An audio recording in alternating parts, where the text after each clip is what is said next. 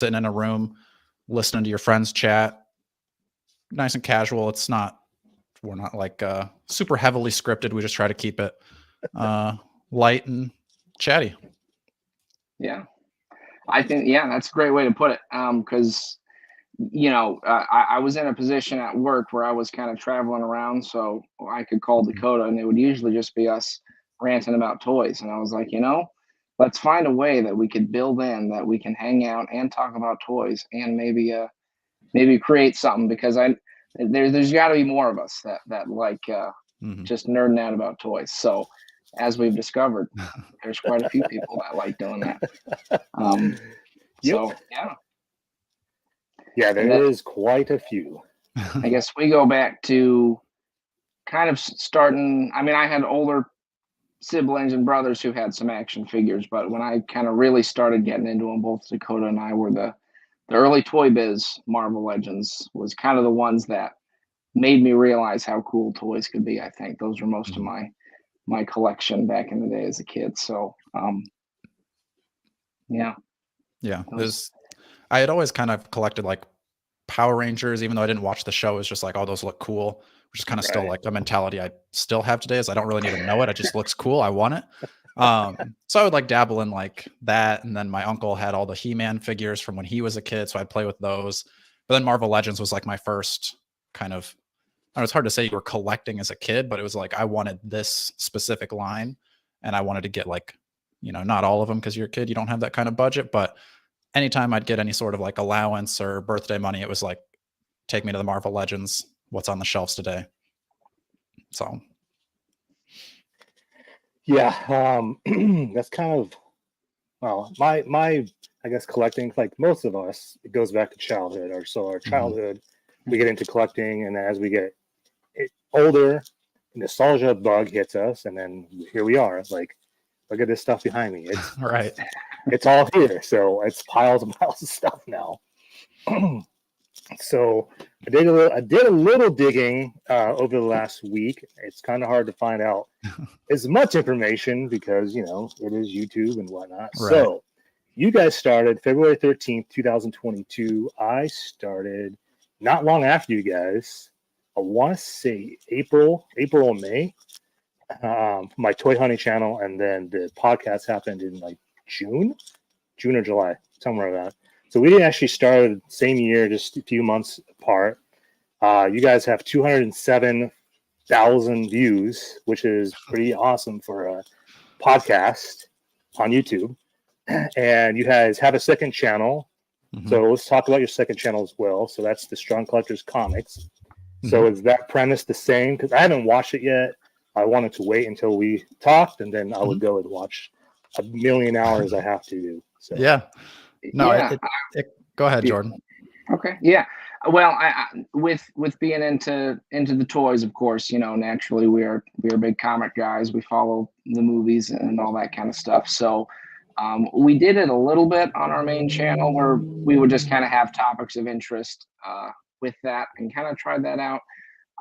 But it felt like it made more sense to have a channel that was more of the toy channel, and then kind of have another channel that would be more dedicated to, just kind of general, could be comic talk. Kind of, we've done some that are more like our top stories, but also like they released a still of the James Gunn Superman logo, right, which for me, I was nerding out, and I'm having all these thoughts about the movies, and I'm like, once again, there's got to be somebody else out there who is as fascinated by a half-shown logo as I am. So, kind of using that to sort of have some of those conversations of like, what are you looking for in the new Superman, or what do you hope they do, and different things like that. But then also covering some, like we did some on the X-Men '97 show. So kind of just, whether it's movies or comics, or just kind of more diving into that side of it, which I think does have a big overlap into our love of collecting figures, of course. We kind of want to have that, like, blend them together as much as we can, but we just kind of saw that on Strong Collectors, like the main channel, since that's more like action figures, those kind of videos that we try to do with that kind of topics, it just like tanks. Like we could usually like get 1,000 views on a normal video, but if we were like, oh, here's what we're excited about for the MCU, 200 views. So we're like, all right, let's just like build up a second channel where the community wants to hear about those kind of topics, and then hopefully get some more engagement there. And then we can still bring up our love of action figures. If you want that, go over there. If you want comic books, go over here, and try to keep everything together. I mean, honestly, that's pretty smart to do. I mean, I couldn't tell you the last time I bought a comic book. It was probably in the early or mid 2000s because the comic book store I have went out of business. So the next closest comic book store is 2 hours away. So yeah, that'll do it. Yeah, that'll do it. I'm going to go back to the Superman image. Don't lie. You know you were just looking for a nipple. That's all you're looking for was a nipple. I mean, if they dug out the old Clooney Batman suit and brought that back somehow. We got the McFarlane of him, so I don't know. Hey, never say never, right? Yeah. We'll have to do one on my fascination as a kid with that Batman and Robin movie, because I did love that movie, but I was rewatching it. It's a pretty weird movie, even for even for Batman. Weird. It's pretty weird. So I've been watching you guys for a little while. Actually, I want to say I found out about you guys. Oh man, maybe last October. I think it was about last October. I mean, obviously, I try to watch all my friends' toy hunts and whatever else they do, and just scrolling through, and then you guys kind of just popped up in my feed, and I was like, oh, let's see what these guys are about. And then I was just like, cool. So now it's just like a routine where I'm just like watching you guys now. So you guys came in my routine with all my other friends that I watch. So it just ended up making more sense. I'm like, I wonder if I could have these guys on, if they'd be interested, because it's hard to interview other podcasters sometimes. So, but hey, here you are. Right. And you just might as well ask. Yeah. Because that's pretty much how we get any of our guests, is they're just like, I kind of want to talk to that person. And like, I always felt like that was easier in college. Like if I was like, oh, hey, I have this school project. Will you, and I could like try to like talk to cool people. And then I was like, why don't I just have that mentality now? Just like, this seems like a cool person. I'd like to chat with them. So send the email. That's, I don't know, kind of how we've gotten all of our people, and then luck. Yeah. This is funny. Northern Nomad. So I'm going to pop this up. Are you going to file a class action lawsuit against Todd for stealing the idea? It's actually pretty funny. We're trying to look into it. I don't think we've got much of a case, but like I said, if he puts out some spawns with the 4-issue series, then he's in trouble. I see someone. As a matter of fact, I'm looking. No, let's get on that. Yeah. My love of Man Spider, Dakota. Do you see that? If you spin around 5 times while barking like a chicken, Hasbro will release a Man Spider, which I would do a lot more than just bark like a chicken or a Man Spider. That's one of my favorites. For me, that's a most wanted. Do you remember the like Spidey Classics line back in the day? The Man Spider. I always say I wasn't allowed to have it. My mom said it was too scary as a kid, so I made sure when I kind of got back into it, that was one of the first ones I got. So that's smart, because that thing's not cheap.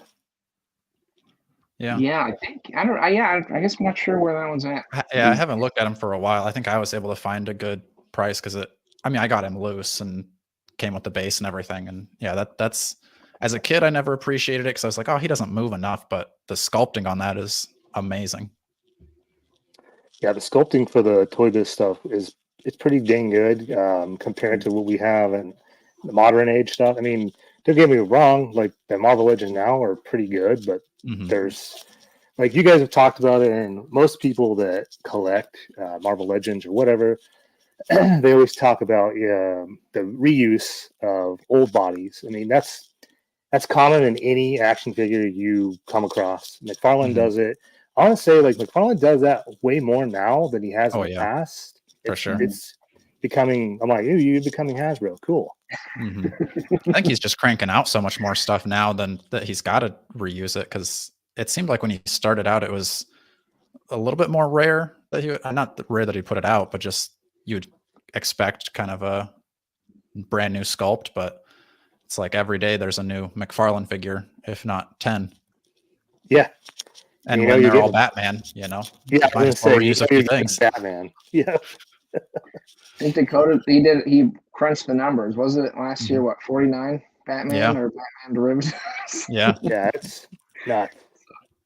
It's too many Batmans. A little much. I like Batman. That's just too many Batmans. Right. And I guess the biggest complaint that people have in the community in general is he can't make a Superman. Like, there's not one definitive good Superman in his line yet. I agree with that. I'm excited about the blue one, though. That was kind of always my favorite one as a kid. I like the idea because, it just seems a little bit less powered up, and like I like the lightning powers. I don't think this one comes with any effects. I haven't seen. I don't know if it does or not. Yeah. But I guarantee, I'm not for sure, but I just have a weird feeling that that's the only one that's going to have the platinum, the red version, at least. Yeah, I would try to find that red one too. We're called flippers now. Scalpers? Yeah. No, I was kidding.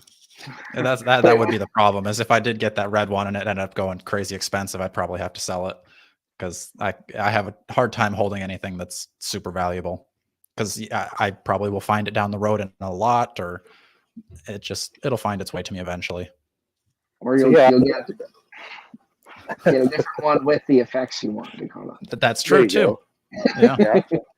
I mean, we know Toddy Mac, so we know eventually, like, if that was coming out with the Platinum Edition, in like a few months or like 6 months down the road, there'll be another version that comes out with effects, and then you have to pay $30 for it. So we know, right?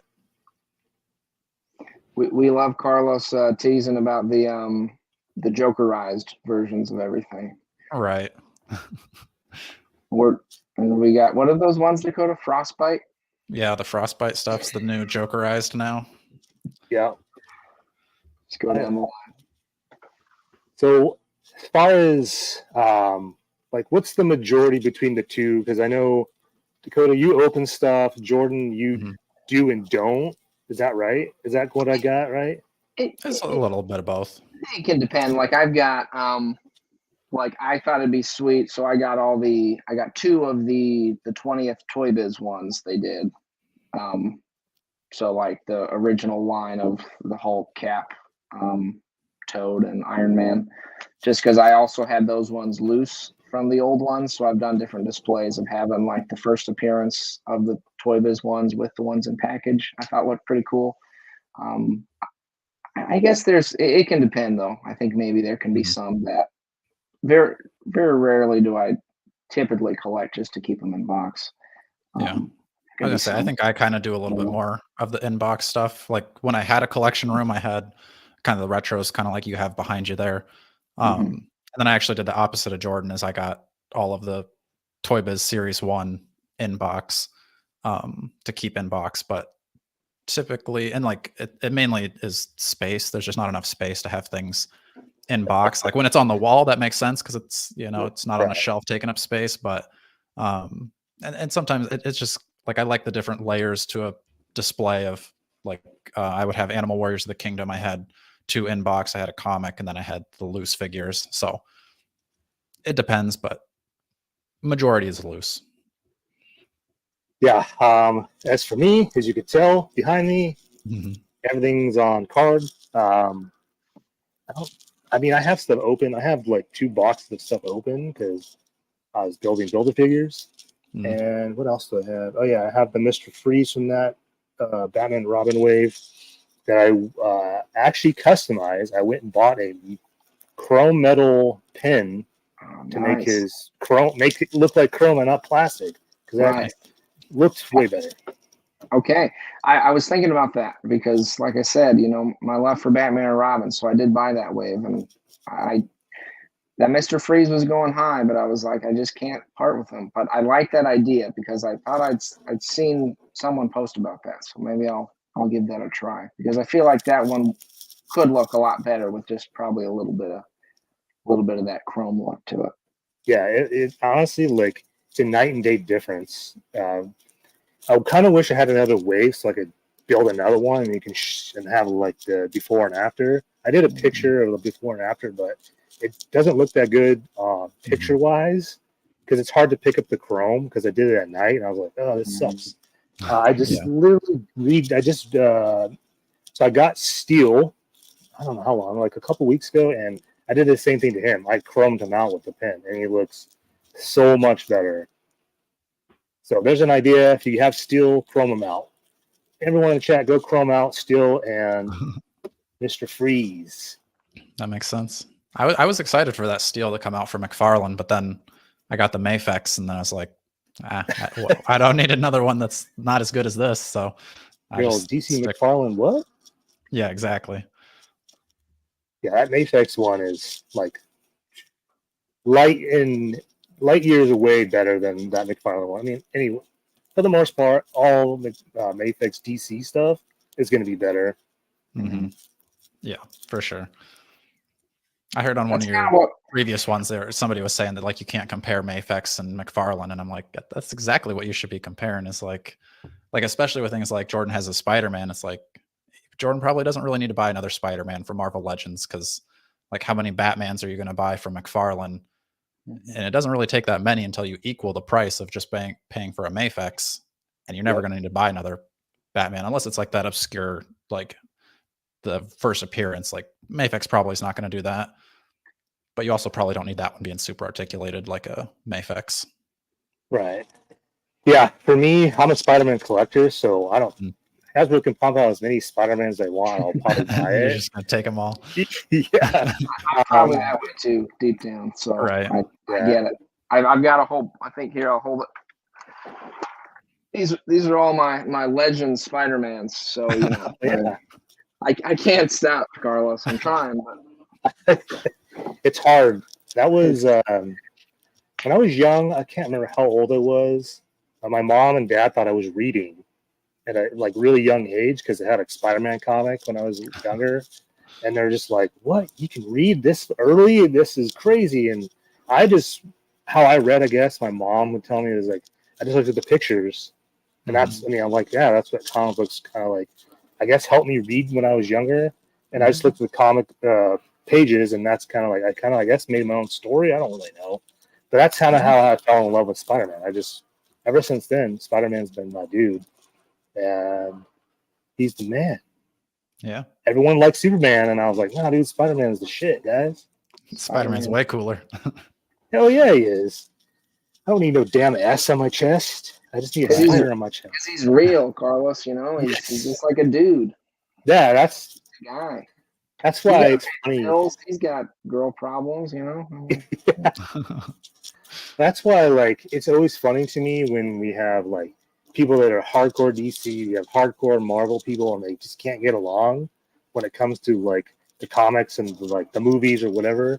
I'm like, well, for me, Spider-Man's like a real dude, and Superman's this overpowered like alien that is fake. Because I could see Peter Parker being a real dude and not Superman, so it just made more sense. I don't know. What do you guys think about the difference in opinion on like DC versus like Marvel and the whole conundrum of what's better? That is a great question. Dakota? I would say I lean much more towards Marvel.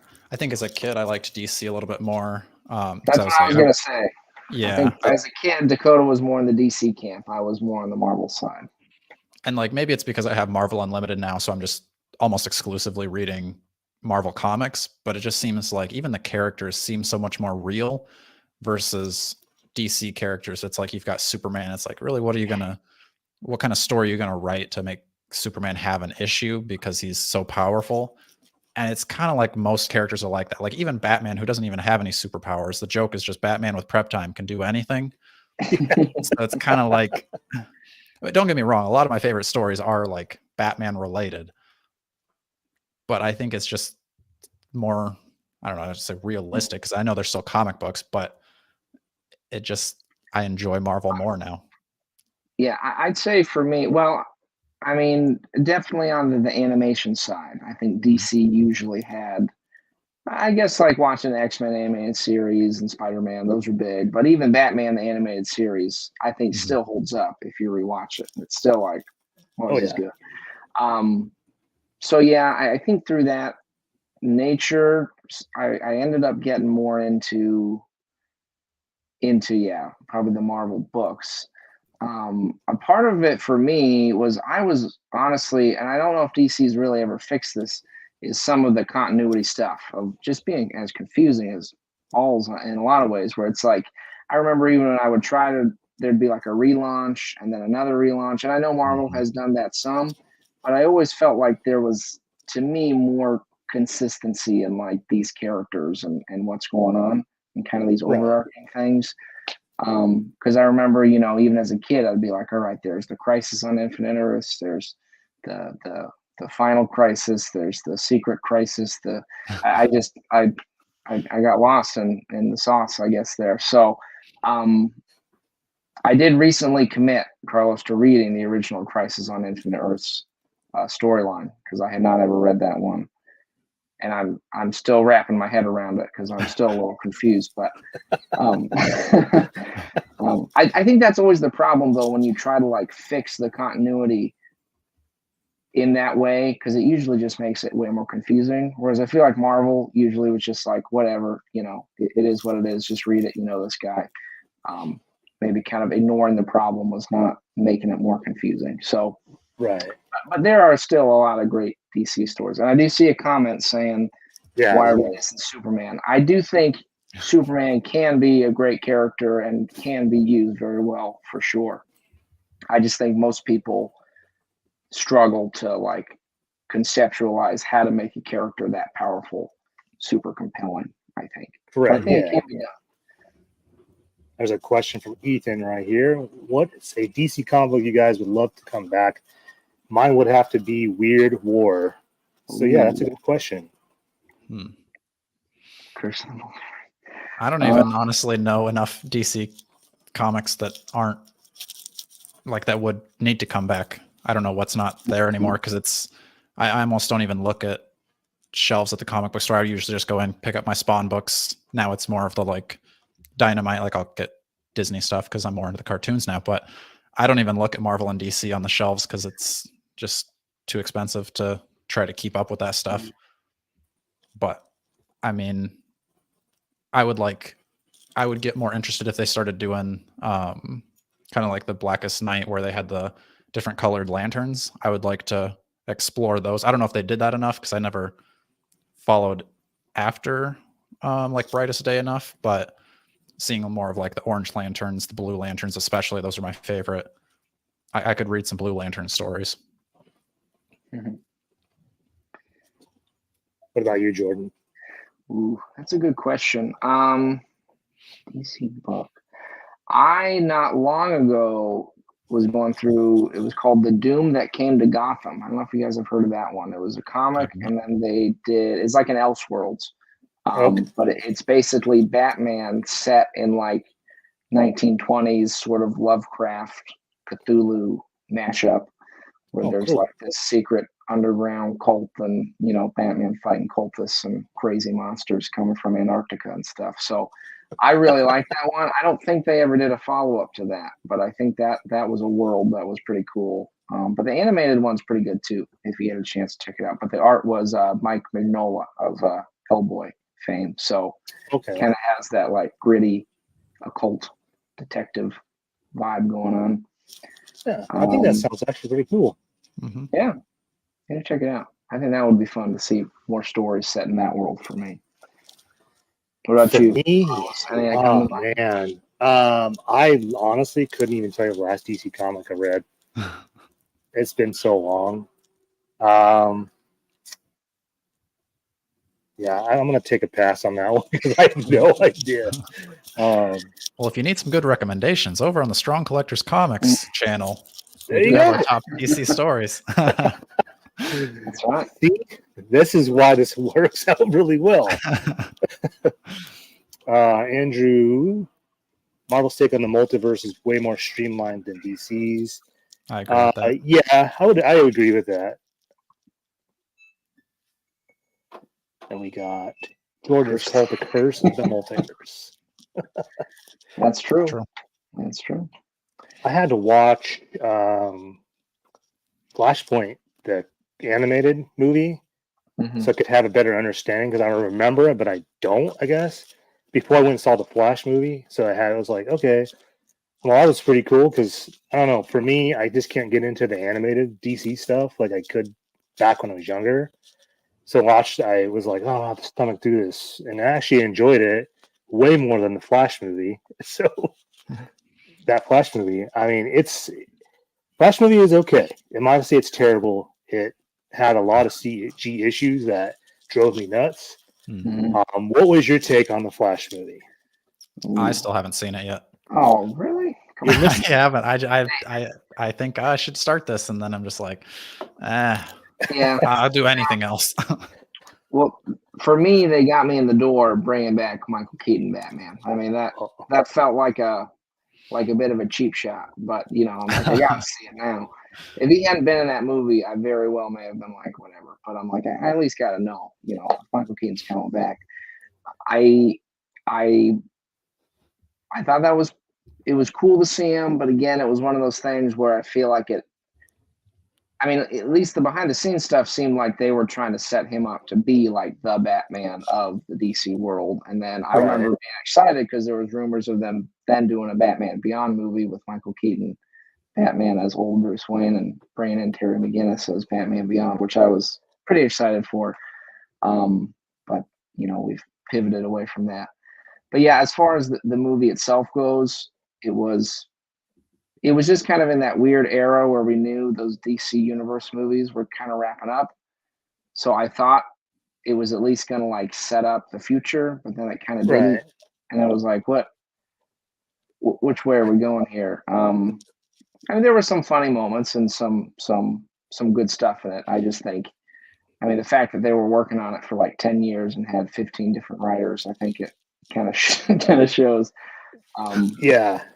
But yeah, I think the Flashpoint concept in the comic or even the cartoon is much more what people were wanting to see, and I think would have been kind of cooler too. Where you get that whole, isn't that it? Where it's like Aquaman is like at war with the Amazons, and yeah, I think that was kind of a cool concept. Yeah, I don't even know. Like, I think that's what I was expecting. I was expecting the comic run, and then watching the animated, I was just like, I don't know. I walked into that and I was just like trying not to be overhyped, because I remember going to see the Ang Lee Hulk and I was so hyped, so jacked, and then walking out of that so disappointed. I'm like, oh my God, what did I just watch? That was not gonna say it's a movie. It's just very slow. It's a slow movie. Mm-hmm. Yeah, I wonder if a movie like that released today would have done better, because I feel like at that point, maybe what you needed to see was just a more traditional Hulk movie, where it felt like it was trying to do like deconstructing the psyche of Bruce Banner and the Hulk, which it was just like this isn't what the general audience usually thinks of when they think of Hulk. Mm-hmm. So, they want Hulk to smash. That's what they want. Right. They want what we saw in the Avengers. Doesn't he fight like giant irradiated poodles or something in that movie? Yeah. Yes, he does. And they did that weird thing where like they tried to make it look like comic panels, and they'd have like 6 scenes going on at once on the screen. Like, what the heck is going on here? Dude, there's little things like what you were just saying that kind of was, I was like, okay, that's cool. It's kind of like a callback to the 70s TV show. But yeah, that movie was so slow, and I'm like, okay, when are we gonna get the like action part? And then you get a little bit, and I'm like, okay, this is not what I was expecting. Mm-hmm. I would say, similar to Superman, I think Hulk can be a character that's hard to pull off unless you have a good kind of creative mind working on it in many ways. Right. But Dakota and I have been talking about, what was it, Immortal Hulk, right? I've heard a lot of people love that storyline. I think it's on both of our lists, but haven't gotten to check that one out yet. Yeah, still got to get around to it. So, are you guys hyped for Deadpool and Wolverine in July? I'm pretty excited for that. Yeah, I have high hopes, and I think it's going to deliver. I usually try to go into Marvel movies more recently with lower expectations, and usually that like I didn't really know what to expect with like the first Guardians of the Galaxy or things like that, like the lesser known heroes, and then I go in and I'm like, well, that was actually super cool. Obviously we know Deadpool and Wolverine here, and there's all the hype around who's going to show up. I have my hopes high. I think it's going to be good. I agree. There's 20. I see 20. I think it's either 20 or 32 cameos in that movie. Wow. And like some people say like, oh, they're just doing a fan service type of thing, and like they're just trying to like leech off our nostalgia. Leech, baby. I want to see it. Hell yeah, I'm with you. Leech it up, man. I mean, it's obvious. We're getting some of the old X-Men in this movie, and it makes sense. Elektra, I think, is interesting. I'm trying to think who else. I heard Nicolas Cage is going to be in it as Ghost Rider, but I was like, how? He's not even Fox Universe, so that doesn't make any sense. But who knows, right? It's the multiverse at this point. It's anything. Yeah, I think in that way, using it to kind of be like, with a lot of these movies, because that goes, oof. But I think, it would just be cool to see them revisit a lot of those films that kind of fizzled out and didn't go anywhere, because it's like they're never going to do anything with that, so you might as well give them a little roll. As long as it's not, again, Dakota, you haven't seen The Flash yet, but there's some pretty horrendous CGI cameos that they just randomly threw in. So I think Marvel will handle the multiversal cameos with a little bit more intention, grace. Yeah. Probably some humor too, because then you got Deadpool can like make fun of Nicolas Cage Ghost Rider. I think it'd be the funniest thing ever. Oh yeah. I would love to see some like I don't know if they could or if they will, probably not, but if they did something like Earth's Mightiest Marvel Legends line last year and just make that all the different cameos from these different movies they're pulling in from, so you can get your Nicolas Cage Ghost Rider Marvel Legend, you can get your Elektra, you can get the old X-Men. I think that would be kind of a cool program. I think that's a good idea. I mean, we're in March, so we're like 4 months away from that movie. They have to be, I would say, at least by this month, because I know they're doing another, I think Hasbro Pulse fan stream with Marvel Legends. They have to be announcing Deadpool and Wolverine toys, or I would think so. Or they might wait. I kind of hope they wait until after the movie comes out. And then, because I don't want them to spoil me any cameos. But we already know, leaks of the Colossus, I think from Deadpool 2, which I think is a good start. But there's just so much more to, at least from this movie, that I want to see. We could get a Spider-Man No Way Home scenario again, though, Dakota, where you get some, and then maybe later you get fill out the rest of the. They'll solicit it a year in advance, and then we'll get it after we forget the movie. Well, I don't think this one was hit by any huge delays. I think it was always planned for this summer. I think it may have been like May originally. I don't think it was like shifted around by like a year or anything, though. Like, what movie? Oh, the Captain America, Brave New World, right? That one was supposed to be this summer. So I don't know. That'll be interesting. The timeline on releasing those. Well, that Marvel Legends line, it's done. It's in the can. It was ready to come out, and then they shifted the movie to next year. So those figures are going to be like the Eternals, where they're just going to sit in a warehouse and then eventually going to come out. I have high hopes for Captain America: Brave New World. I don't know why, but I loved the Winter Soldier. And I'm sure you guys like the Winter Soldier. I think that's by far, and I might get hate for this, their best MCU movie to date. I think a lot of people agree with that. Yeah, it's top tier. That one blew my mind when I saw it, Carlos. I remember being like, whoa. Because especially I felt like in the first Avengers movie, you had Captain America. I was like, I like Captain America being a comics fan, but I'm like, why is this guy the leader? And I feel like in the Winter Soldier is really when they kind of solidified Cap as right, like that kind of character, and I think that carried over into the next Avengers movies. But yeah, like the just that whole like that scene on the boat in the beginning was just so awesome. So awesome. I walked into that movie not knowing to what to expect. Mm-hmm. And then when I heard that they were going to do a 70s like spy thing, and I was like, oh, that's interesting. And then I walked out of that movie like blown away. I was like, what? They made Captain America freaking awesome. Yeah, for sure. Not saying that he's not awesome, but like the movie in general, I was just like, wow. They really outdid themselves with that movie. And the Community directors, the Russo brothers, was like their first movie. And I was just like, how the heck are you going to throw in some newcomers to do Captain America? And I do, but they killed it. They absolutely killed that movie. Yeah, for me, that into Civil War, into the next Avengers movies was just like, dang. So, yeah, I know a lot of people want them to bring them back now that the Avengers movies are kind of in limbo, but I don't know.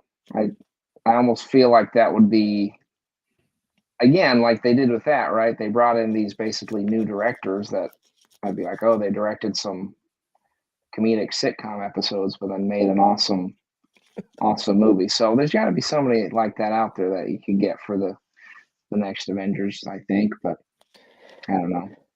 Yeah, they're talking to Ryan Coogler and Jon Favreau to direct Avengers 5. Mm-hmm. So I'm like, I don't care. Like either one of them could do it.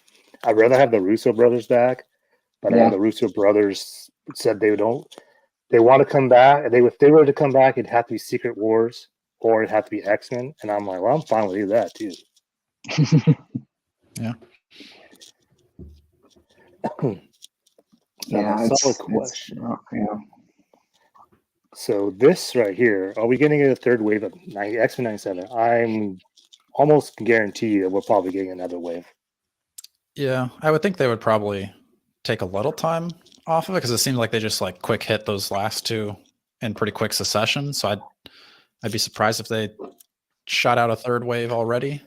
But I mean, I wouldn't be surprised. There's still some members to fill out.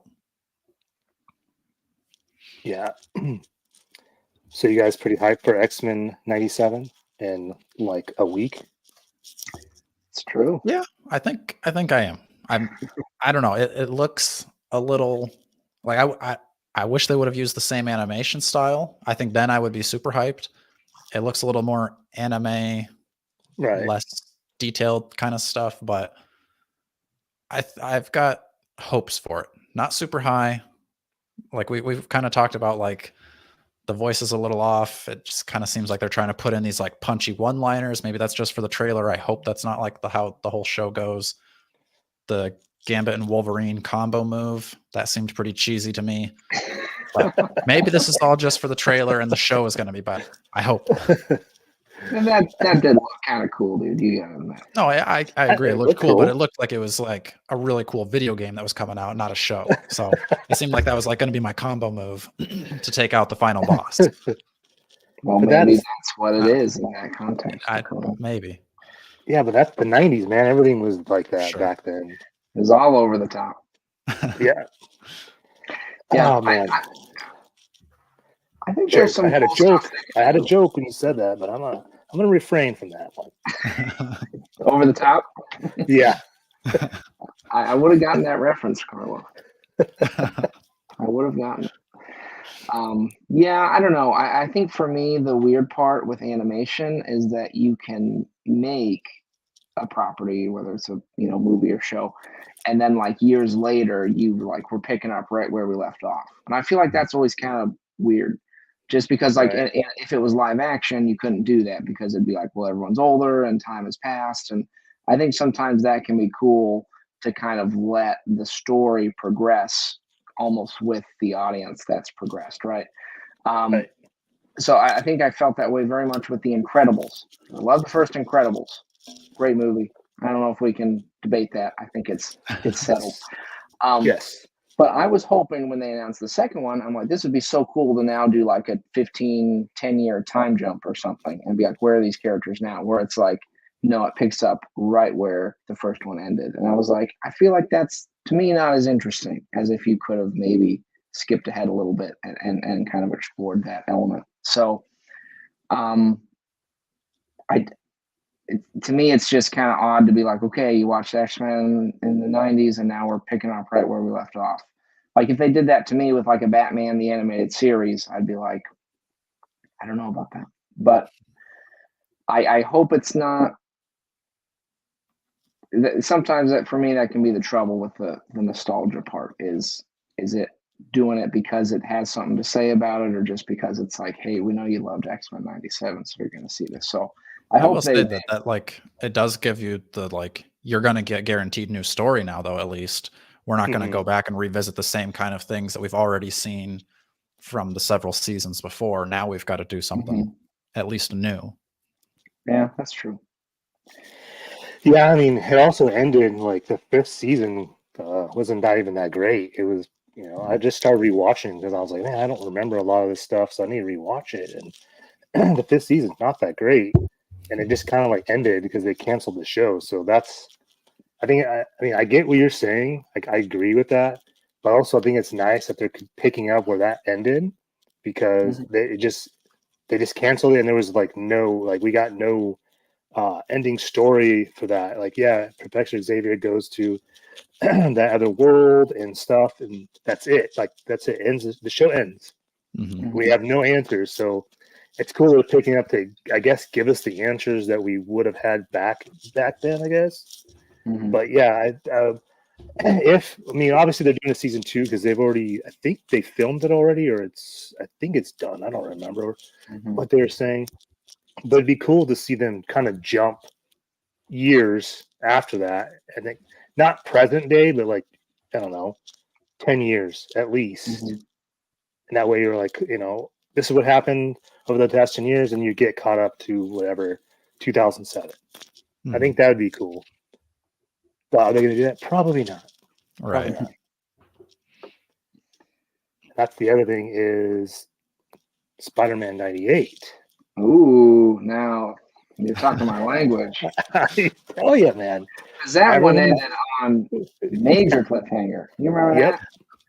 He's like, I'm coming to save you, Mary Jane. And then it's like, the end. It's like, wait a minute, what?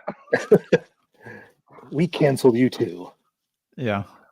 And that's how they ended Spider-Man Unlimited on a cliffhanger too. They never got a chance to wrap anything up back then. No. I mean, a lot of people don't want them to touch Spider-Man at all. Yeah. And I'm like, but I want to know what happened. You want Spider-Man touched, don't you? I did set myself up for that, didn't I? Damn it. This is because of the nipple question from earlier. That's why, isn't it? Isn't it? You set yourself up right from the beginning. I know. I think that could be cool. I love Spider-Man Unlimited. I like it. Yeah. I want that to be a Marvel Legend. Give me a Marvel Legend. Animal human. That's true. I do like the animal human hybrids. That's a good point. Was that before Batman Beyond? So I always thought of those as like similar in my mind because he had makes sense. Unlimited Batman Beyond, but yeah, that'd be cool. Even if it for me wasn't like whole seasons, if you just got little like specials to kind of like, because I saw somebody said Spectacular Spider-Man, things like that. I think would be cool to if you could get like the original teams together to be like, hey, what kind of would you have liked to do with this or something? I think could be fun. Yeah, I think it'd be good. I mean, they kind of already touched upon that and Across the Spider-Verse. Like they had the Spider-Man Unlimited, I think it was Unlimited or Spectacular Spider-Man voice actor voice that Spider-Man in Across the Spider-Verse. So they could easily do it. They could literally do it. It wouldn't. I don't think it'd be that hard. It's just would it be Marvel doing it or would it be Sony having to do it? That's true. It's the old custody battle with Sony. Spider-Man just wants to play with his friends. Exactly. Damn you, Sony. Yeah, I don't know if Sony has just the rights in general to animation and them live action, or if it's just a live action. That I think that whole thing is so convoluted. Like, I don't think anyone knows really who has what. I just know Marvel, Disney have the rights to merchandise, which, dude, Spider-Man, everything, and they're freaking killing it. I mean, obviously, look at my back wall. Come on, guys. All right. They're getting rich off me and Jordan. You and me both. Yeah, that does get a little more. Enough animation. Yeah, enough animation and movies. Let's get into I wouldn't say least favorite line, but the one I have the most love-hate for. Let's talk a little bit more about McFarlane's DC Multiverse. Okay. So what's you guys' opinion on the last, I don't know, because he just re-upped his 3-year deal. How do you feel he did his first 2 years? I didn't hear that. That's unfortunate, but I figured that would happen. Sorry, you can go first, Jordan. Ooh, okay. I feel like, Dakota, when we were getting back into it, at least looking at McFarlane's, you were getting more of them maybe at one point. I think some of that had to do with the Spawn, because Dakota got real big into the Spawn books, and I was reading them a little bit. But then, like last year for me, I did get quite a few McFarlane's because I liked the. I mean, of course, the Keaton and the Keaton Batmobile '89. I mean, absolute sucker for that, so I had to get it. And I still think that one looks really cool. But yeah, I think usually my relationship with McFarlane's, it's like, it's almost there. Dakota came up with this. We do these awards at the end of the year, and he came up with the Almost Had It award, or you almost got it. I feel like that's usually McFarlane, where it's like, it's almost exactly what I want, but there's like one thing that might seem small, but it kind of is like, dang it. Yeah. But then this year I came back. Like I really liked the first appearance Superman. I thought it was pretty cool last year. And then what was the other one? The first appearance Batman. Did you see that one, Carlos? I thought that one looked pretty cool. So I think for sure in moderation. I definitely do not go all out on McFarlane's, but I think I still give him a chance every once in a while. So overall, though, I think he covers a lot of figures for sure, whether or not they're all great or I need them, but that can be good too. Yeah, true. Right. I feel similar where it's like I keep wanting to not buy McFarlane's, but then he keeps putting out that one figure that I'm like, oh, actually, I do want that one. Like the new Asbat that he just put out. Like I said, I'm excited about that blue Superman. I'll see if it's going to be $40, because if he's sticking with that price, absolutely not. It doesn't really matter how much I want to figure. I'm not paying that much. There is no McFarlane that's worth $40 in my mind. And it's also like McFarlane's, I feel like, are on the bottom of the scale of like joy of opening a figure. Like I've never opened a McFarlane and like taken it out of the package and be like, whoa, this is like so much better than I imagined it would ever be.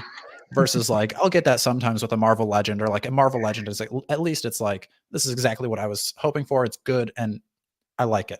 Mythic Legions usually is like the upper end of that for me, where I open it and I'm like, holy cow, this is so much better than I ever imagined it would be. So it's kind of like, it's very low on my scale of joy bringers. So it's also very low on my scale of what's getting my money right now. Yeah. I think ever since he came out with when he got the McFarlane, the DC Multiverse line, the first wave, I was interested, and I was like, the Build-A-Figure, I'm like, dude, they made a Batmobile this small, like, why? This is stupid. And I was like, but these look cool. And then I started like really looking at them, because I'm a detail kind of dude, and I was like, what's up with the wrist and the ankles with these balls, like these are so freaking ugly. We talked to Todd about that, and he stands by his ball joint ankles. He was showing us it moves like this, and I didn't have the heart to tell him to his face, but I was like, you got to look at some other figures, because other figures do that too, and it looks better. Exactly. And there's doing side eyes.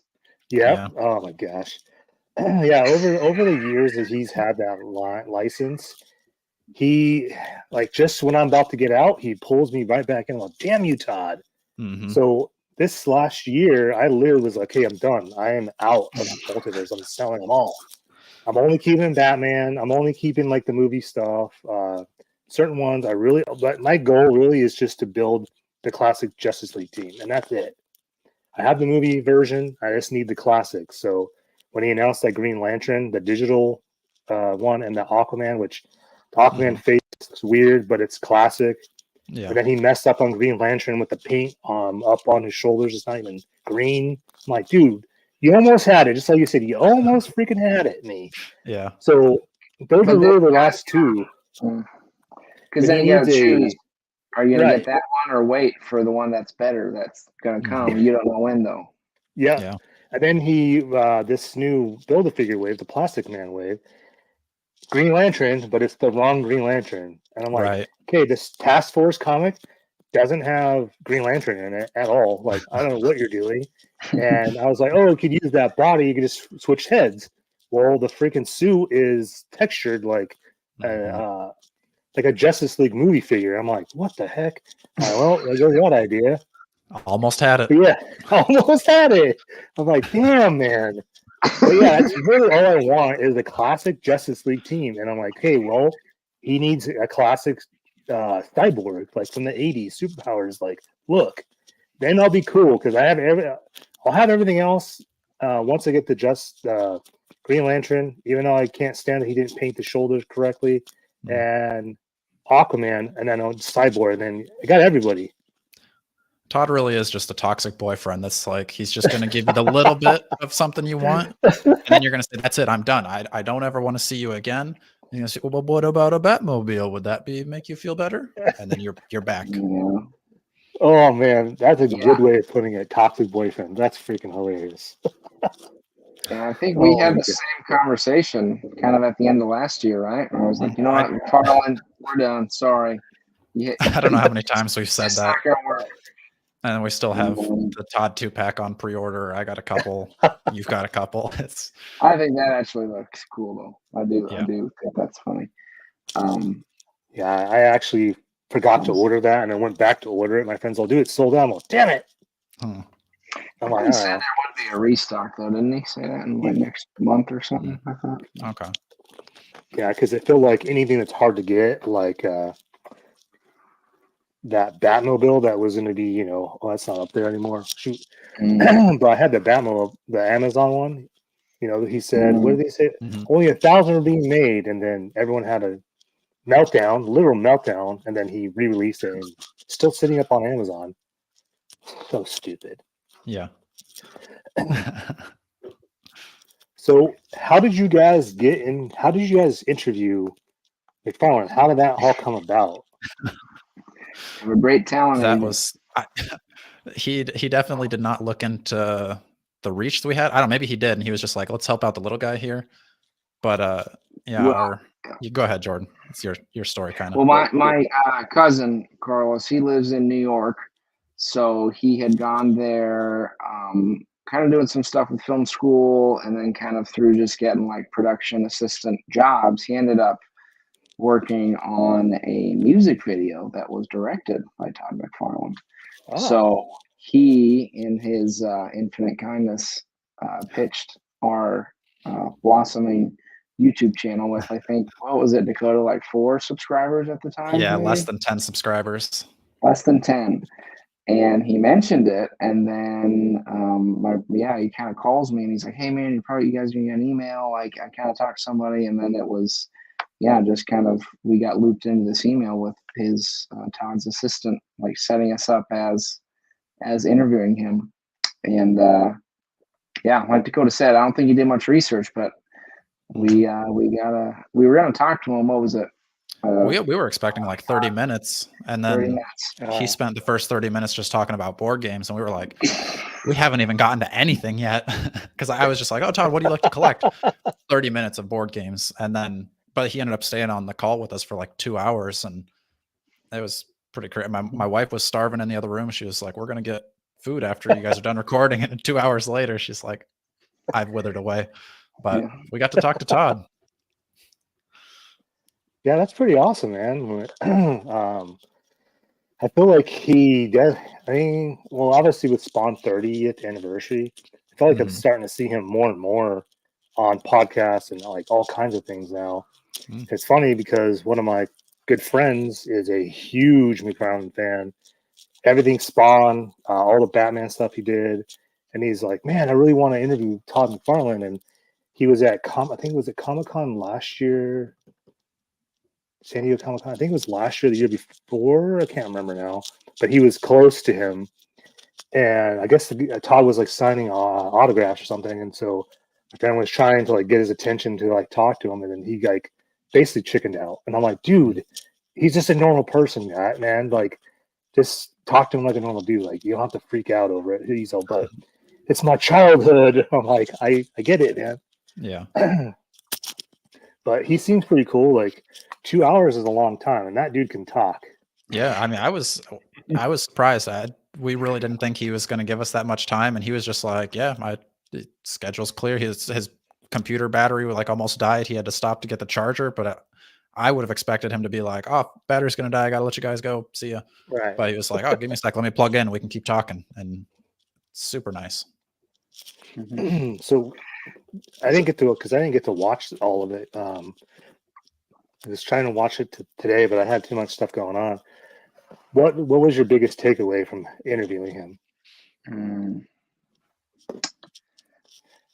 I would say kind of in general, he kind of shared, I think, a lot of his philosophy on, I think, kind of, because he does have a very devoted fan base for sure, whether it's toys or comics. And I do think he knows that and like knows how to keep a majority of fans happy.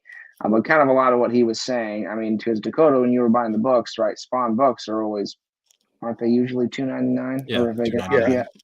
Yeah. So that was kind of his mantra, is like, if other people are charging more, I can get away with charging less. And if it's still a cool product, like, people will keep being connected to this.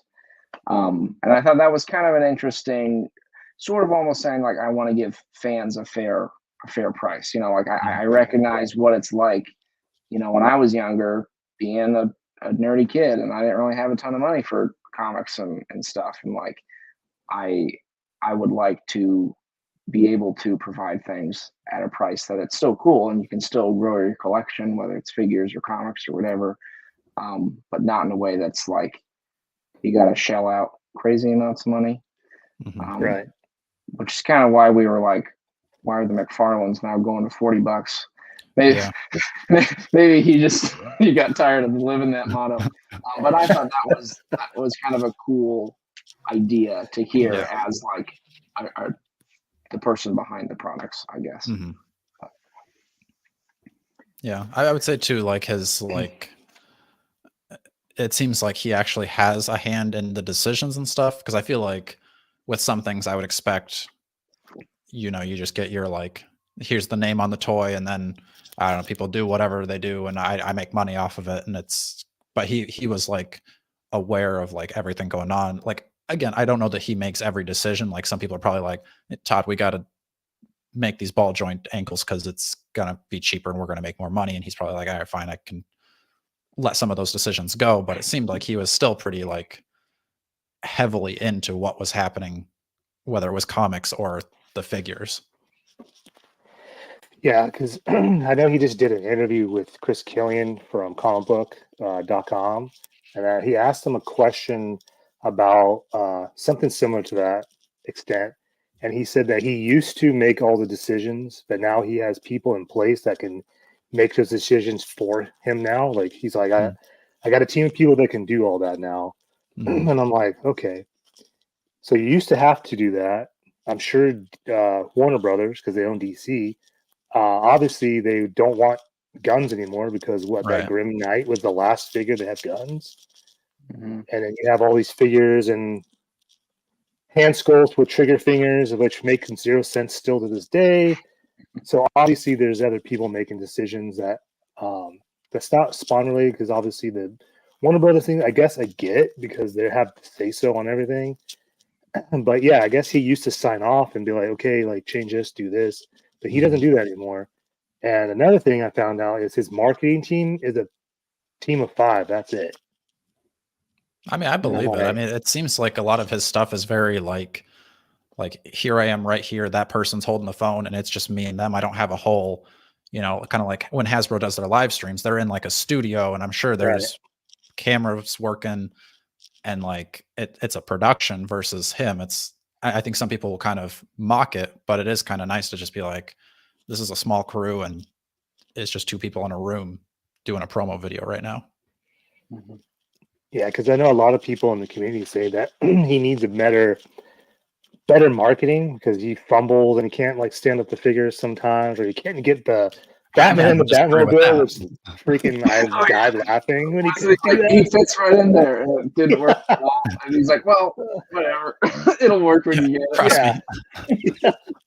I was just like, "Oh, Todd."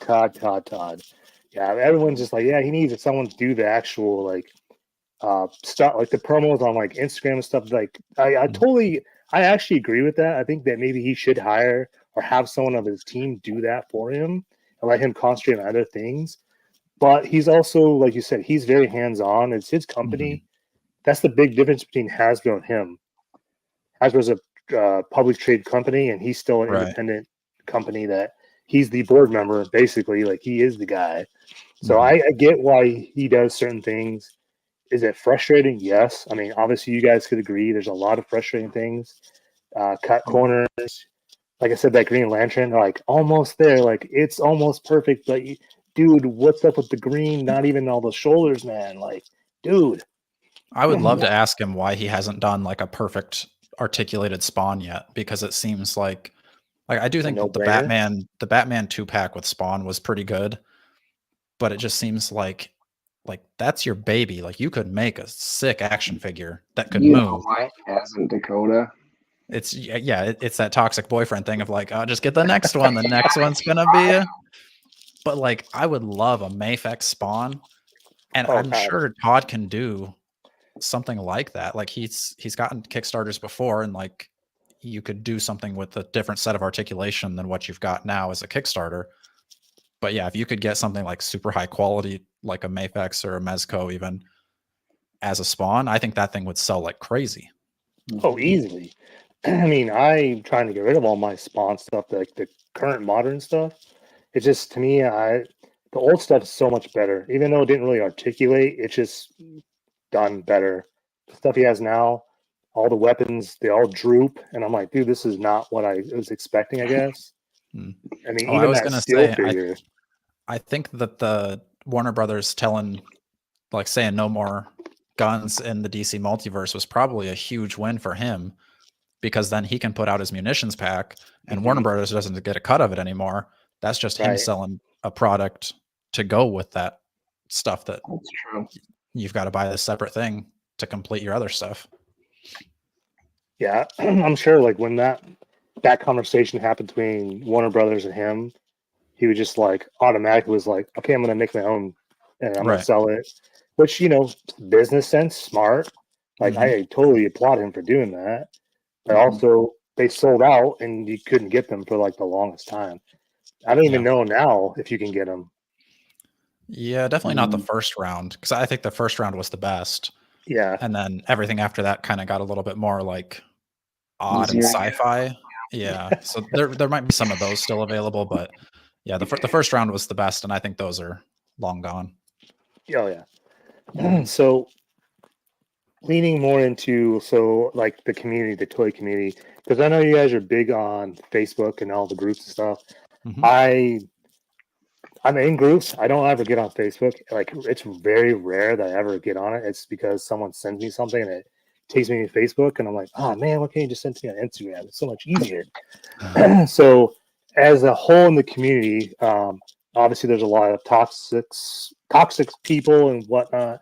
What is the what have you learned, I guess, on in the Facebook groups versus like the YouTube community and the Instagram? Like, what's the biggest thing that you've learned between the three? Because I feel like they're kind of separated, but they shouldn't be, or they're not.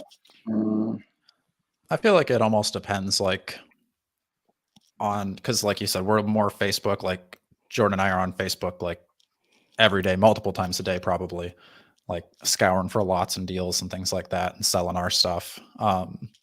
Like there are some groups that are a lot more annoying than others that are just kind of like more negative, and then there's some that are a lot more well run that maybe are just more like positive, and just, I don't know, because it's not like I don't need things to just like always be positive. Like you can post something that's like, this figure snapped in half and that sucks, then it does. But like, I don't know, I've enjoyed Facebook because I like it just seems so much more easy to connect with people versus Instagram. But maybe that's just because I'm not on Instagram as much. And then YouTube, it's like I'm mostly only in our comments. I'm not usually reading through other folks' comments. I've been trying to like comment more because I know that it helps. Like if I'm watching somebody's video, I always try to like it just to like help their algorithm, maybe leave a comment. But usually I'm not in those as much. So I don't know if it's like the thread of a Facebook post is easier to follow. I don't know. I like Facebook better. And it's you just kind of like let the toxic stuff roll off if you can, and hang out with the people you like. That's true. That's very true. You can always block somebody. Yeah. Yes. I try not to block them because then they can't see my sales posts. But well, I think there's usually always gonna be complaints about something. I mean, even if we see something that I think generally everyone's like, this is pretty great. There's always like it's not. It's like and there's probably a degree to which we'll do that, but I think it's different than like this cool thing, and then I'm gonna make a point to be like, make a big post about how much it sucks. And it's like, I guess we're usually pretty content if we don't like it. It's like, yeah, I guess it wasn't for me, but maybe there's somebody else out there who does think it's cool. So I don't know. I had somebody making fun of my facial hair on our YouTube channel recently, Carlos, which, it's like, come on, man. I'm trying. Yeah. I will say that sometimes on YouTube, those hurt a little bit more than Facebook. Like Facebook, I can laugh off, like, whatever. But like, I just put all this time and effort into a video, and you just like leave some hate comment on it. Be like, dang, feel that one a little bit more.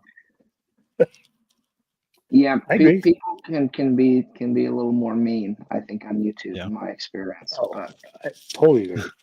I've had my share of comments, and I'll usually just pin them to the top and like let other people like read them, and they're just like, they'll go in on them, and I'm like, yeah, whatever. Like, I'm not doing this for like fame. I'm doing this because it's a hobby and I'll enjoy doing it.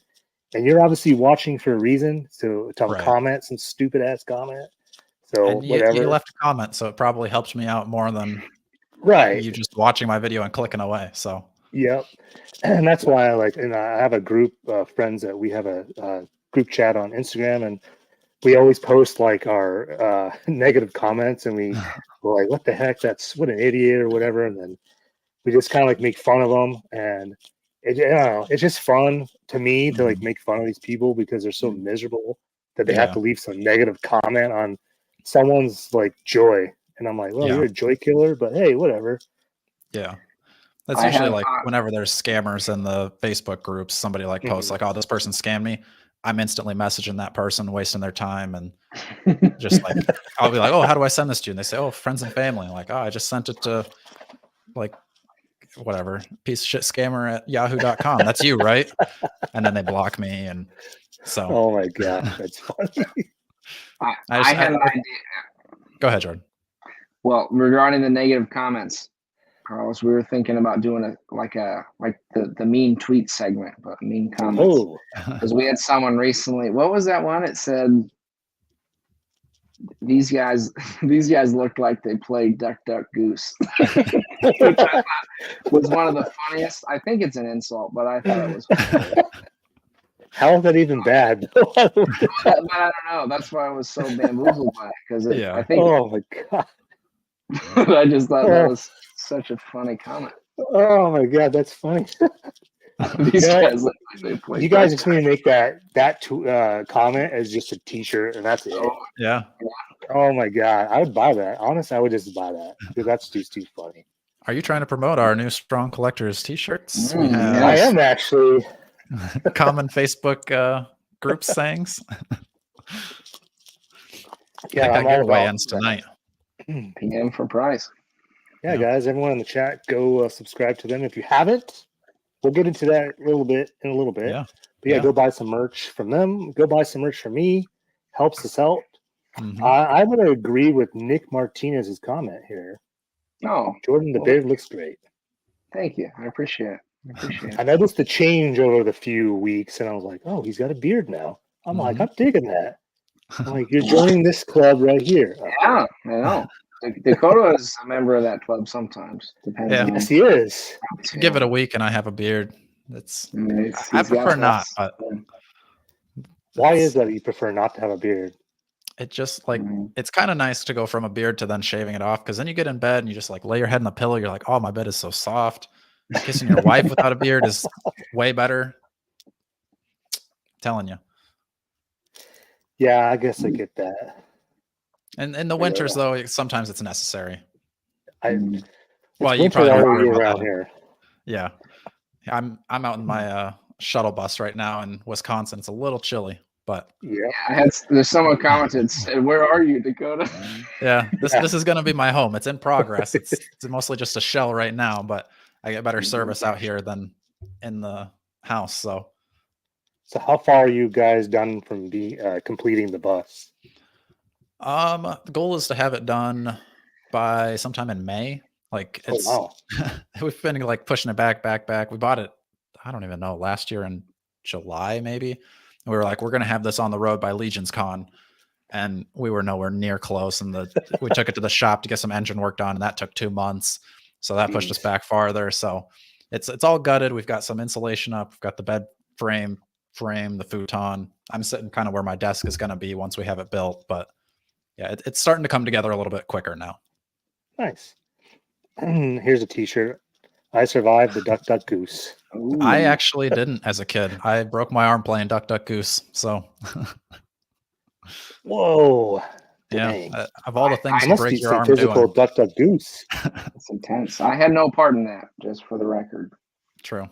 That was before Jordan came to school. Dakota and I went to fourth grade together, Carlos. I don't know if we ever mentioned that, but yeah. Mm-hmm. So you guys, I was gonna say, you guys have known each other for a very, very long time. So so over all these years, your guys' friendship has maintained. Have you guys gotten into any like heated arguments to where you guys didn't talk for like months, or it's just been like days or weeks? I mean, we probably went for like a few years just not talking, just like drifting apart. Like, because I moved like 4 hours away when we went to high school. So then we like chat maybe once in a while in high school, but then didn't like really reconnect until maybe like mid-college. And then it was probably not too long after that like now we're right back into the groove of everything. But I don't think we've ever really had any, even when I break Jordan's toys. That's true. He broke several of my toys back in the day. I did. He's trying to always make it up to me by buying in package Toy Biz Legends and giving them to me. So I'm starting to forgive him a little bit. But no, I would say I think the cool thing was that, I mean that we both were still into comic books and all that kind of stuff. So in a way, it's to wax poetic, it's like we were hanging out even though we weren't hanging out and talking because we were still, into comics and movies and all that kind of stuff. So it was like, I think that's the cool thing about the positive side of that community or being fans of that is there's so much connection between like, oh yeah, I read the story or all right, watched that movie, that was cool and kind of that part of it. So I think reconnecting in that way and then Dakota broke out the tote of Toy Biz Legends and he sucked me back into this whole world. I had always kept those because I was like, when I have kids, I'm gonna let them play with all my old action figures, and it's gonna be so cool. And then I like laid them all out on the floor. I took a picture, and then I don't know if I like searched it on Facebook and was like, oh, there's like a group of like Marvel Legends, and I sent it to Jordan, and then somebody messaged and was like, hey, are you selling those? I was like, I didn't know people bought these, and then now we're here. Yeah, I think now you're here. Now look what happened. Yeah, Dakota made you broke all the time. Yes. So yeah. It's a slippery slope, but I'm grateful for it. So out of you guys' collection, because I know you guys buy and resell a lot, Mhm. is there one, like I'm saying, like out of everything you have right now, is there one figure that you have currently that is your favorite one that you would never sell? Ooh. I was thinking we should do a episode on like, because like there are some things that are just like nostalgic, like there's not really a lot of value, but it's like, oh, this is the first figure my wife gave me or something, and it's like I'm not going to sell it, or like a birthday present from Jordan, even though he gave me the Cat Ultron from Toy Biz that kind of sucks, but I can't get rid of it because it's from Jordan. I really don't ever see myself selling my HasLab Galactus. I think that's one of the coolest action figures ever. Mhm. It's a little bit much to store, but it's like if I got rid of everything, like there's always going to be somebody else that's making Marvel figures, and that's going to be probably bigger than anything I ever collect. So I've always wanted that giant Galactus. Like I wanted the big Toy Biz one when we were kids, but never like got all the pieces to it. So this is like even bigger, better, dream come true kind of figure. Mhm. Mhm. Yeah, that's one thing I never. I kicked myself for not backing that stupid thing. So Did you back Giant Man to kind of get a little off topic? I actually did, and then last minute I canceled it. And I was okay. like, what did I do that for? Oh, I mean, it's the lowest print count for a Marvel Legend HasLab, so Mhm. I'm assuming people hopefully bought more than one, and I'll be able to pick one up eventually. But yeah, I'm concentrating on certain things. Like I said, getting rid of DC Multiverse. I literally sold all my Star Wars Black Series the last 2 years ago. All my TVC last year. Was it last year? So all my Star Wars stuff's gone. DC Multiverse is next, and then probably Masterverse will be after that. And I'll just strictly be G.I. Joe and Marvel. Okay.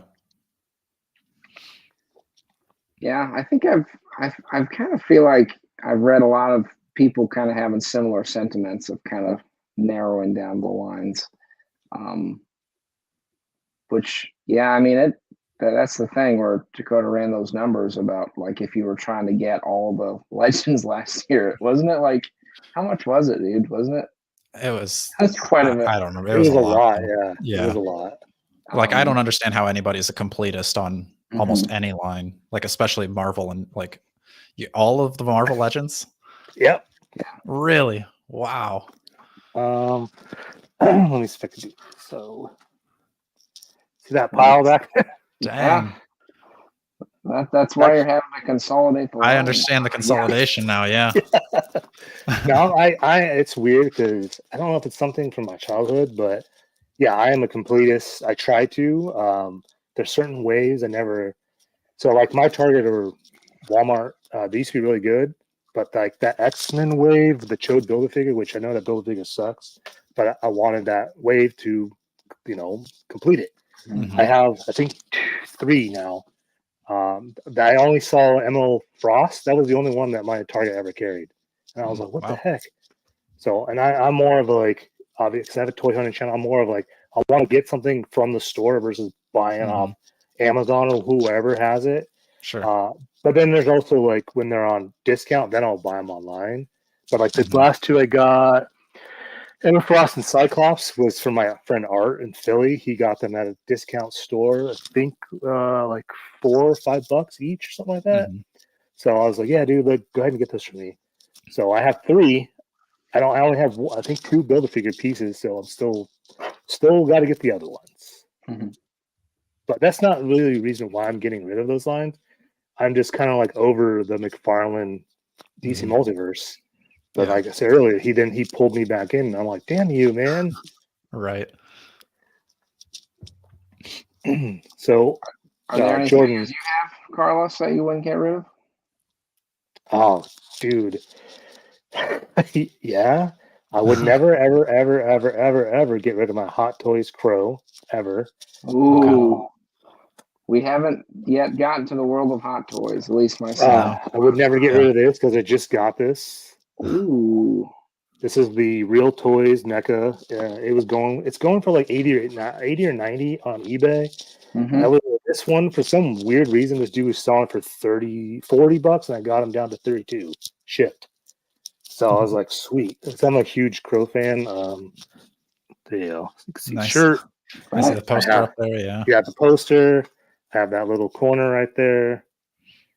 I have stuff in my house. But yeah, I would never get rid of any of that stuff.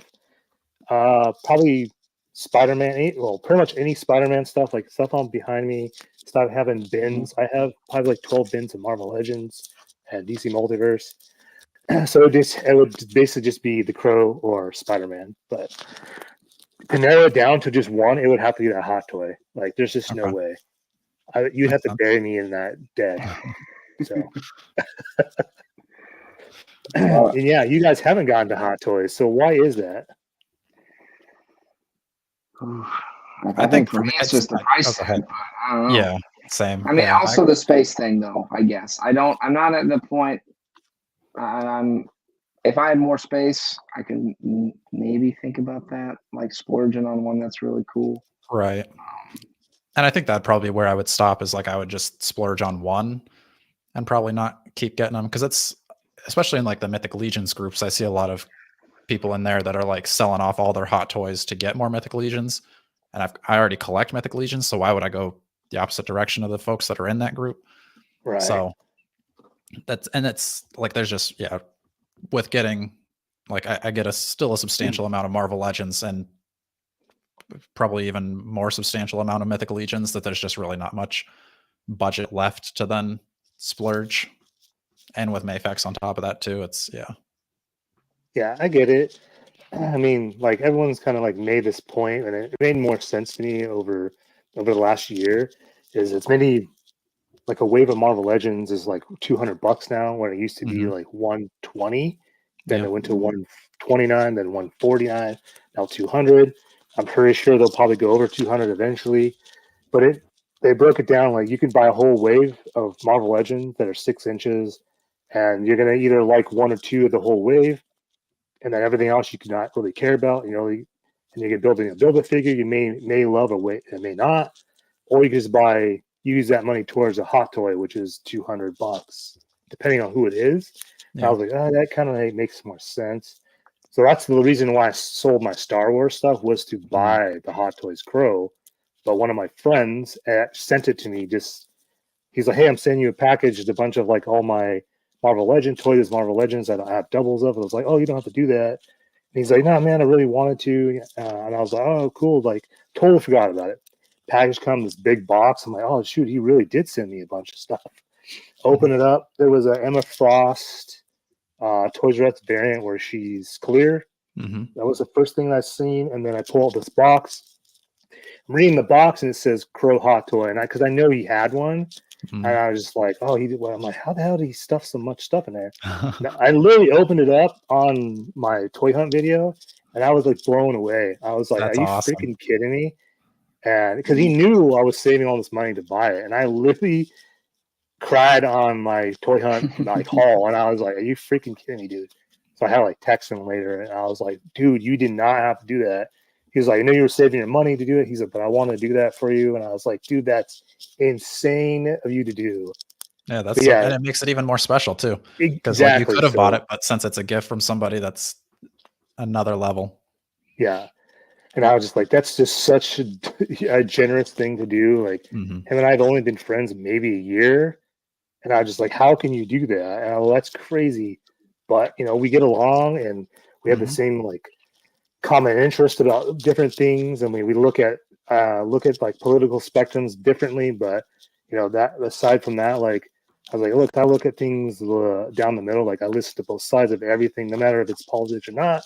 I will judge things on my own. I'm not going to be some sheep and cater to one side of something. It could be, like I said, anything.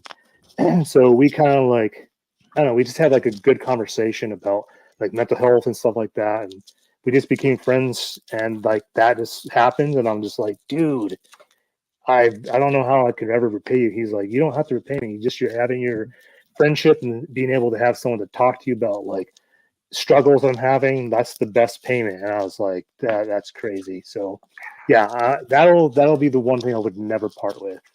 I mean, I've been friends with Jordan for 20 years and I've never bought him a hot toy. So, well, now guess what, Jordan? You should expect a hot toy. I was kidding. All right, I look forward to it. Yeah. I think my other thing with hot toys is like I just would feel scared to even own it. Like even with Mezcos, like I sold my Mezcos because I was like, I don't even want to like move them because they're too like nice, fragile. Yeah, like I don't mind if a Marvel Legend takes a dive off the top shelf, it's gonna be fine. If I drop one of those like really expensive ones, nah. That's the part of this podcast where you start crying when you think about that. You're like, oh dang it. Yeah.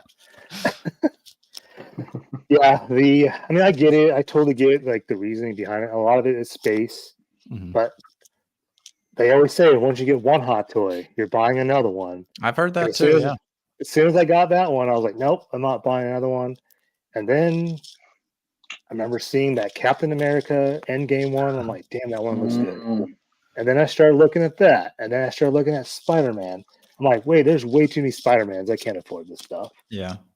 I think I would probably lean more towards Mondo if I was going to do a big splurge. Yeah. And that's another thing. Mondo. Oh my God. As soon as they announced the animated Spider-Man, I was like, I'm done for. Yeah. I'm done. I think you should get that one, Jordan. Yeah, Jordan. I mean, I'm with him.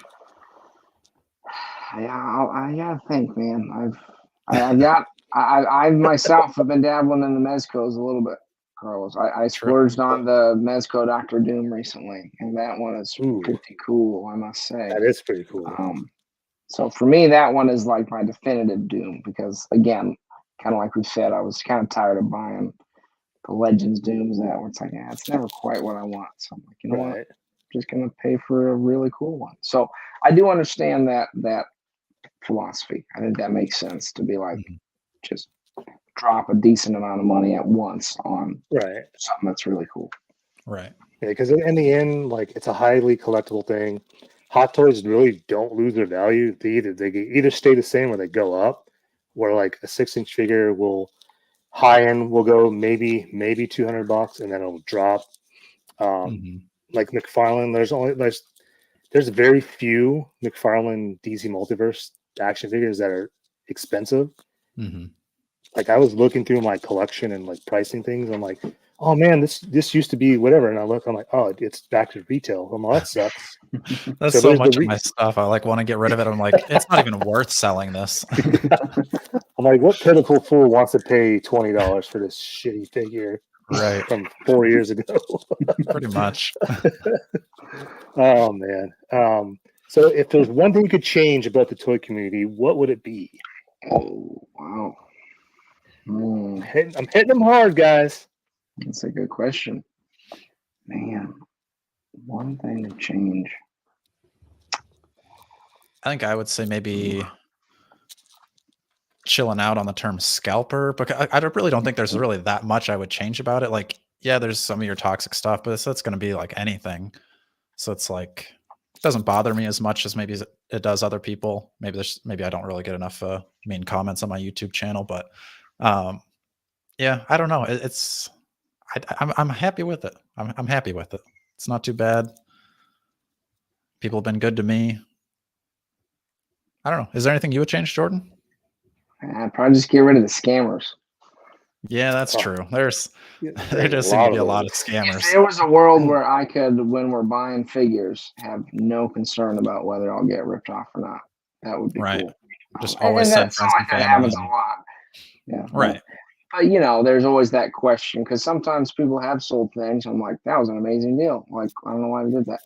But then sometimes it's like, of course you can get burned on that. So then you're like, is this worth my time? And whatever.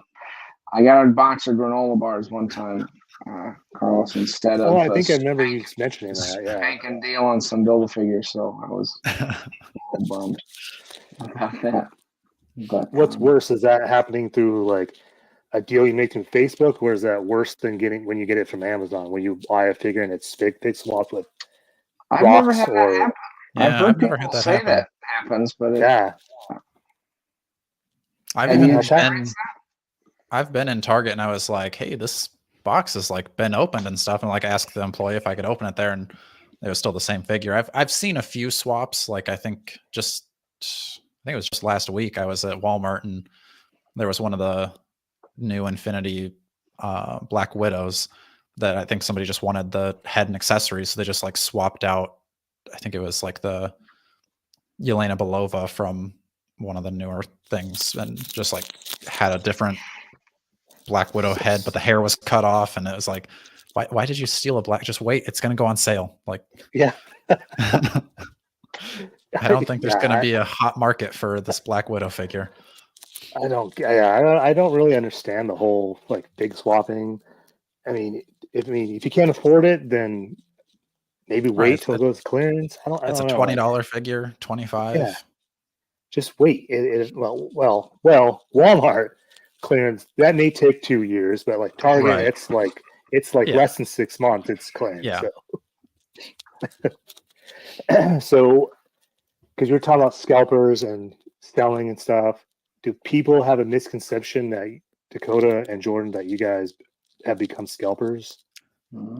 I would think people that would probably consider us scalpers to some degree, just because like I said, I can't hold on to something that's valuable. Like I said, if I end up getting the Chase variant of the Asbat, I personally really want that, so I'd like to track it down. But if in 2 months it goes for like $100, I can't keep it. Like I got to sell it because I could buy so many more figures for that same price. And like I said, maybe I'll track it down later, or it's just too valuable to really sit on. So like, I'm going to let it go. And then like, I think you could find things, and like, usually we try to do more of a trade. Like we're not going to go in and like buy up everything we see just to like sell it for $5 more. I think that's super annoying when you see that in the Facebook groups where it's like, oh, I got all these ones. And it's like, good job, I guess. Like $5 or $10 on it. That's not worth your time. Right. So it's like, maybe if I go to like a convention and get like a convention exclusive, like when I was at Legion's Con, I got the Valiant Knight and I liked the figure. It was really cool. But then like I saw where the price was going. I was like, okay, it's not that cool. So I sold him off, because then I could use that money to buy several other Mythic Legions. Right. So it's like, I don't know, maybe call me a scalper, but also why are some people paying this much money for this figure? And if they're willing to pay it, then I'm happy to let it go and buy several other new figures. Yeah, that makes sense. I mean, my cousin, gotta love him, but he got bored during the pandemic because he's a huge Hot Wheel collector, sneakerhead, and trading cards, sports cards. So he would make me go with him to like 2 hours away to go basically clear out a Walmart of all their sports cards. I'm like, oh my God, I feel like a scumbag, dude. Like, what are you doing? So he got so bored. He's like, what are you collecting now? And I'm like, oh, I've been collecting action figures as long as I can remember. And he'd be asking me like, hey, what's hot? Like, how do I know like what's a chase and whatnot? And that was stupid of me to tell him, because then he would go hunt down all these platinum editions or like the Funko Pop chasers or whatever. And then, yeah, he's the scalper of all scalpers, I swear. Yeah. And I blame myself for telling him. He moved, so I don't know if he does that anymore, but I just like, what did I do? I created a monster. Set him on a dark path. I'm telling you, man, like that Walgreens exclusive Moon Knight. Oh man, he was finding those things and selling them for like $80 a piece. Yeah. But then, I mean, you just wait a couple of years and now you can get this one. It's on clearance and it's the same figure. So it's, it really, that's why I would rather sell my figures that high, and I would probably never buy anything that's going like that, just because it's like, you just wait a little bit, they're going to remake it, or they're going to make a newer version, and then that other figure is going to drop in price.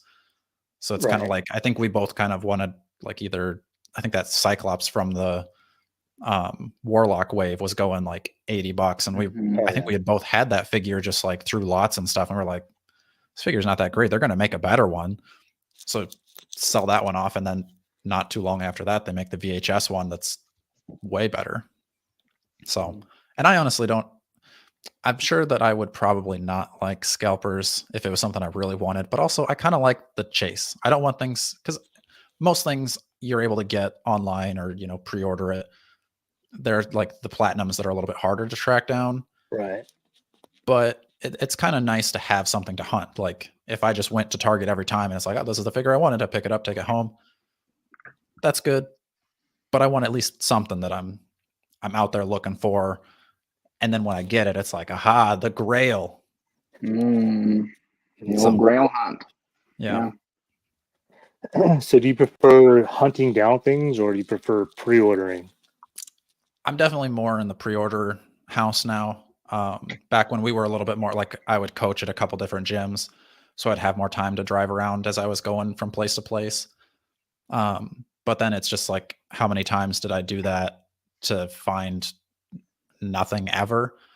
So it's kind of like, I would rather just make sure I like lock in my figure.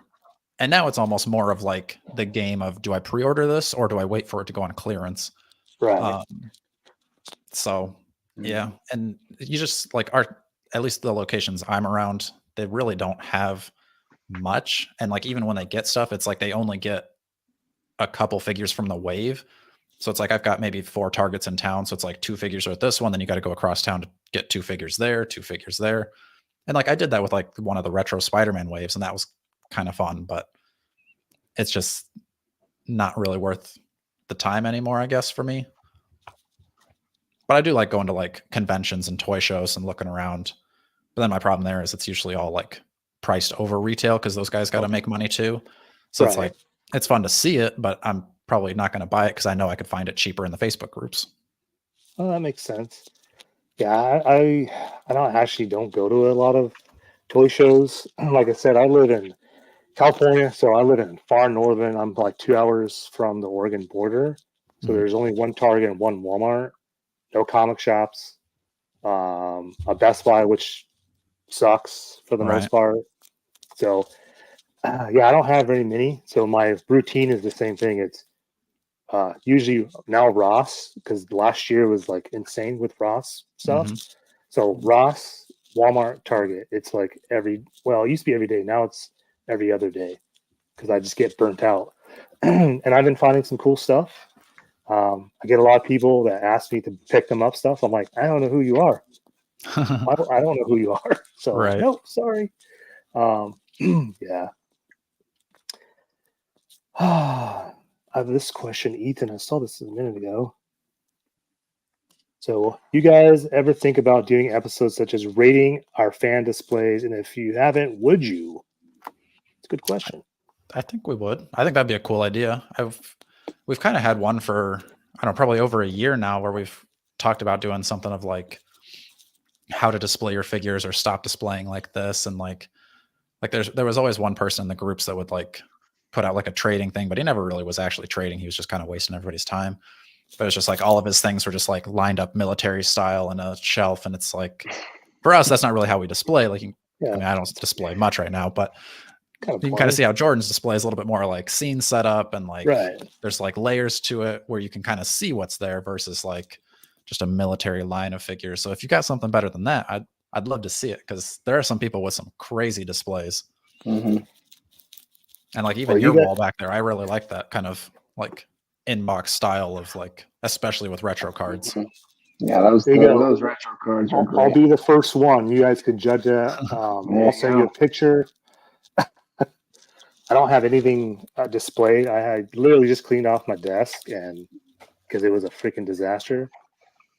So I have 2 Funko Pops, a Superman that I never really wanted, a G.I. Joe classified Tiger Force Duke on the motorcycle, a Blue Beetle statue,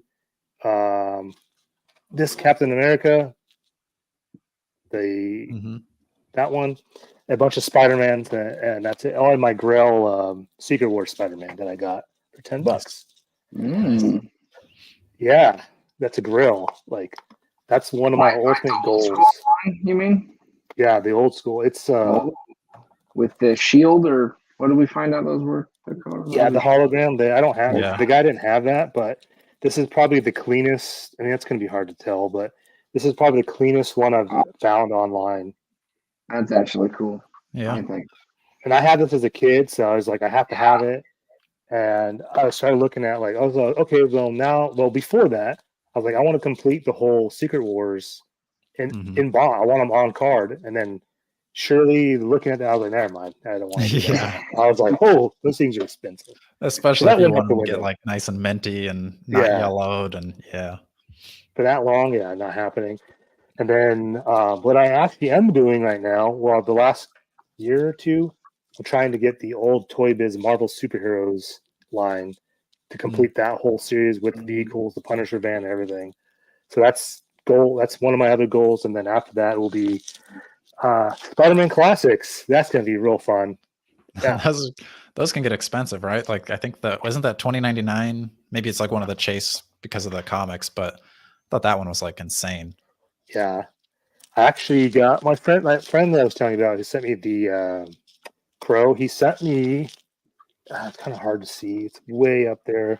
He sent me that Venom classic. Oh, nice. Yeah, those were cool. That was a good line. Yeah. So I was like, dang it, Dan. That's the other line I want to collect. But yeah, seeing those things are expensive. But you know what? I feel like it's doable. I mean, there is a lot of them, but I feel like it's doable. I feel like I get a good lot of them for a pretty decent price if I really like wanted to negotiate or they want to negotiate. Maybe I have something that they want. I don't know. But yeah, I feel like I could get that. But that Marvel Superheroes line from 92, I think it was 92 or 93. Those things were like $3 or $5 before the pandemic. And now people are selling them for like $50. I'm like, wow. Okay. These are not worth that much, but okay, I get it. Yeah, that's quite the jump. Yeah, it's ridiculous. So before we end tonight, I'm going to ask you guys one question. Has nothing to do with collecting comic books or anything. It's more of I wouldn't say personal question. It's more of a mental health thing. Because I talk about mental health on the podcast. We've done a couple roundtable things about mental health. So as far as mental health, I'm not going to ask you like what's your take on mental health, but what do you guys do to combat your mental health if you have something that's going on? That's stress or whatever, anxiety. Yeah. I would say I'm working on it right now. Like I go to therapy every other week just for those kind of reasons. Because I don't know, building the bus and like working full time on top of that is still pretty stressful and like it's a lot going on. I would say like for sure having somebody like Jordan, like a really good friend that you can talk to. My wife is super like intuitive and like helps out with that kind of stuff a lot. And like there was a long time in my life where I was like, you know what, emotions, they're not for me. Don't need them. And then that like, I don't know, that was probably helpful at the time, but like now that like Jordan will give me like a Grail type of birthday gift. And then like my response is, oh, thank you. And like on the inside, I'm doing backflips and I'm super excited, but like I've kind of shut those things off for so long that like I can't even access the like super excited stuff. So I'm starting to unlock all that. I think maybe I would like to have like some sort of like, you know, lay down on the couch and like have a therapist talk about like action figures with us on the show sometime to be like, is this one of your coping skills for your stress and everything? Probably is. Analyze the collecting. Right. So I think action figures helps, and then just like having people to go to for those kinds of like stresses and anxieties. Yeah, definitely trying to figure out my brain it's not always fun to do on yourself. So having other people to bounce ideas and feelings has been super helpful for me. Yeah, man, good for you. I'm proud of that. I'm proud of you for just taking care of that, because tell you what, mental health is a very, very tough subject for a lot of people, especially men, especially Hispanic men. And Yeah, trust me, I've been going through stuff since I was probably like 10. Yeah. What about you, Jordan? Yeah. I actually work, Carlos, at a mental health clinic, and I am in school for my master's in mental health counseling. So I could cheat and tell you the technical answers, right? I guess for myself though, I think I don't know. I mean, yeah, kind of similarly, when I was kind of all throughout my life, I guess, I have found like comic books to be really meaningful to me. And I think sometimes the misconception with taking care of your mental health is always, well, are you directly talking about it and processing through it and addressing it that way, which I definitely think that's important to do. And but I also think, yeah, whether it's for me, yeah, like reading a comic, or like even if I was having a hard time sometimes, I think it can still be fun to just have a conversation with someone about something I really enjoy. Um, so I think like recognizing those things that you do really care about, and not being like, well, this is kind of kiddie or not important, or it's not actively addressing this. So I think definitely having those kind of things. I also really encourage journaling a lot. And I think a lot of people get put off to that because it's like, I'm not a good writer, or I don't like writing, whatever. But that was really helpful to me, especially like throughout high school when I was dealing with a lot of things. Just kind of writing down sort of how I was dealing with things or processing through them, and kind of gave me a way to, I think, in some ways, see what I was thinking, but also give you things to kind of look back on and be like, hey, this is how I learned, or this is how I dealt with this before, and I think can make that a little less scary. But yeah, definitely having people in your life that you can connect with too, I think is really important as well. I totally agree. I feel like as adults, as we get older, because we talk about like even you guys on your guys' podcast, like nostalgia is part of like our childhood, right? So a lot of the reasons why we collect what we have is because it brought back a memory from childhood. Maybe our childhood wasn't so great. Maybe it was. Certain aspects of your childhood could reflect back to some action figure you had back in the 80s, Secret Wars, Spider-Man. Right. So, but yeah, that's kind of where that would go.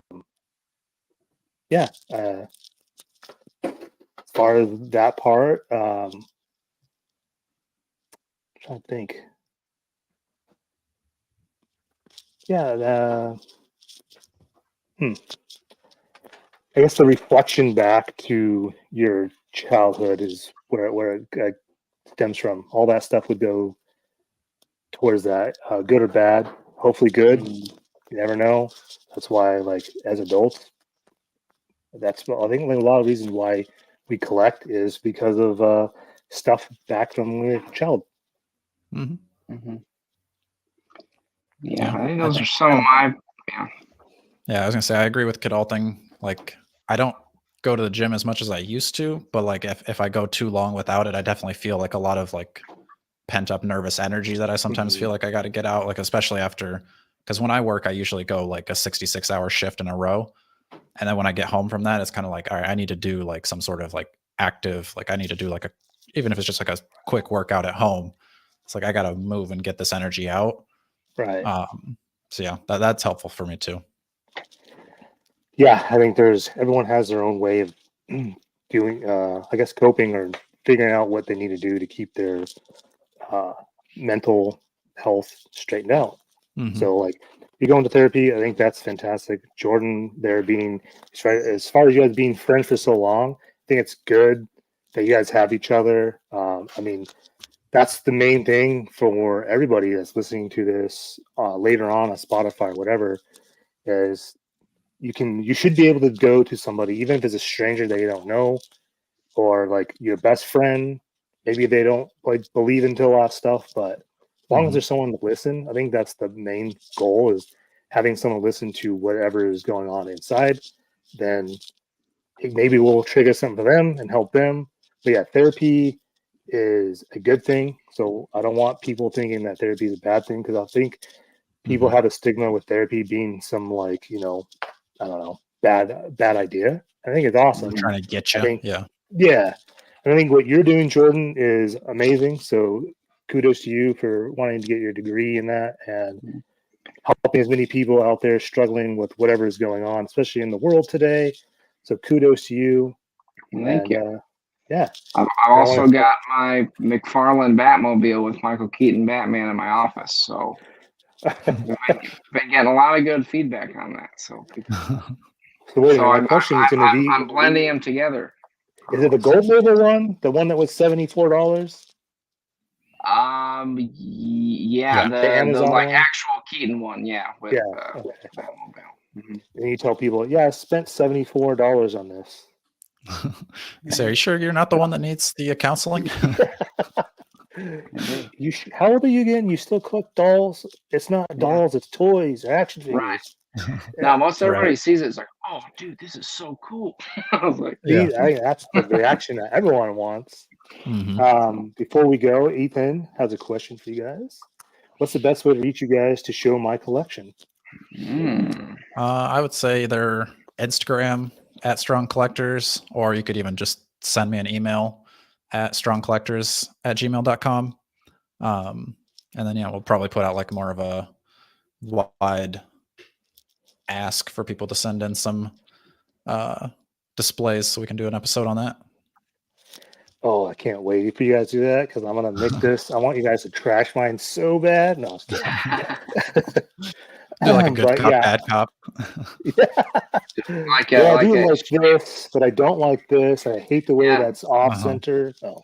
Right. Stream home makeover style. You'll get like a John Madden NFL screen. This should be over here. This is working for me. Oh, that's freaking hilarious. Oh man. So anyway, that is it tonight. I want to say thank you to you gentlemen for being on here. Appreciate it. Hopefully we can do this again sometime. But before we go, I want you guys to plug your shit. All right. Yeah. I mean, mainly Strong Collectors on YouTube. That's going to be where we are for sure the most active. We try to post on there twice a week. And then we've got Strong Collector Comics, which go subscribe there, trying to get the subscribers up. We just started that one. I think we're like episode 4 might have gone live tonight. So like we said, that's more of the like comics, comics, movies, TV shows. We're not super active on Instagram. I'm trying to get a little bit more active over there. But everything is Strong Collectors. Doing a giveaway with our new shirts.